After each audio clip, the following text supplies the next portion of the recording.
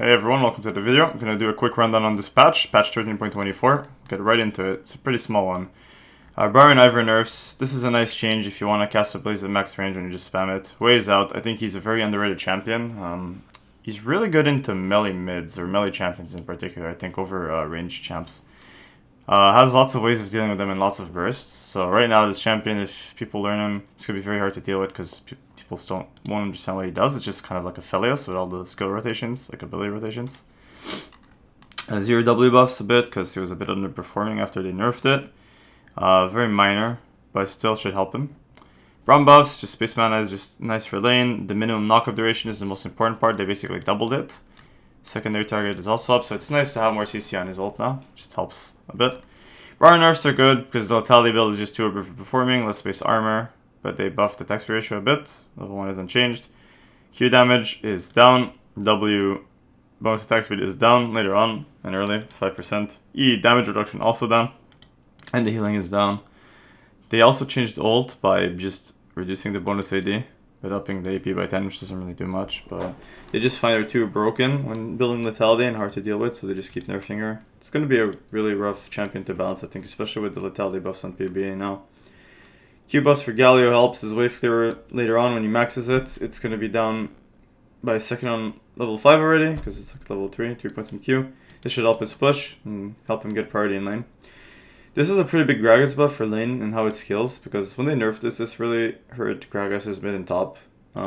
Because basically now at level 6 it's 10 instead of 12, and at level 11 when you're still laning it's down to 8. So it's a 4-second difference. Now this doesn't affect jungle at all almost, because generally speaking you only really use your passive in jungle on the first clear and maybe second clear, and usually in those levels you need to get level 6 and that's around 8-minute mark, and then you don't really need the passive anymore to be 10 seconds. It doesn't matter anymore. So this is just for mid and top. It won't help too much for jungle.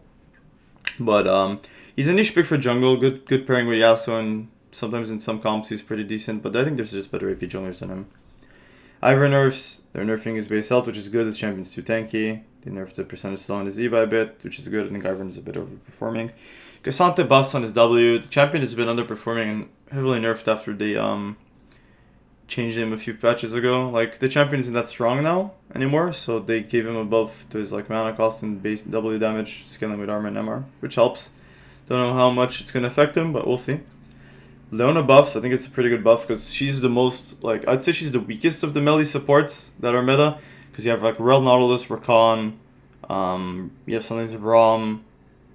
Any like melee that would just go in is just better because they do more damage and they're tankier. So I think she's just weak because kind of Clinch just counters her completely, unlike the other supports.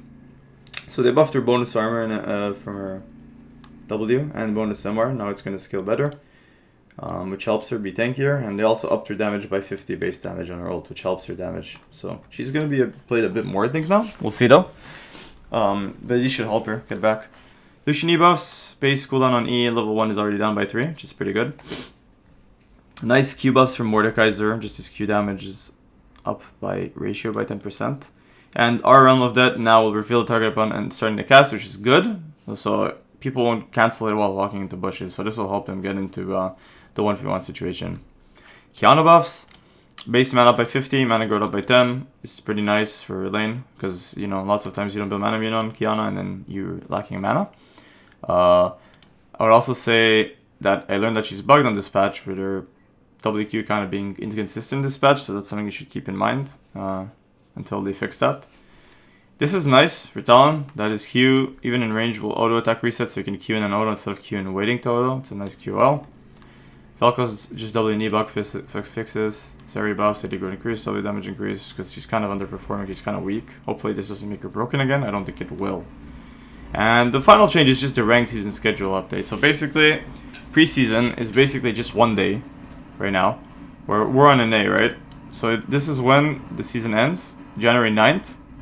And it starts around like the 10th. Like, it's literally like a day later. So like, there's no preseason anymore. The season's extended all the way to January 9th. There's no preseason. So we're going to have one day of whatever, and then the season's going to start again, split 1 of season 14. So that's what we should be looking up for. Arena returning with lots of changes, which is pretty hype. I think lots of people enjoyed playing it, including myself. Too many changes for me to read. But yeah, if you guys like Arena, you can read this and see what you feel about it. And yeah, just a bunch of arena changes, really nothing more. Yep, alright. That's pretty much it. Really small patch until, you know, Season 14. So if you guys enjoyed the video, please drop a like and sub. And yeah, thanks for watching, guys. Have a great day. Bye-bye.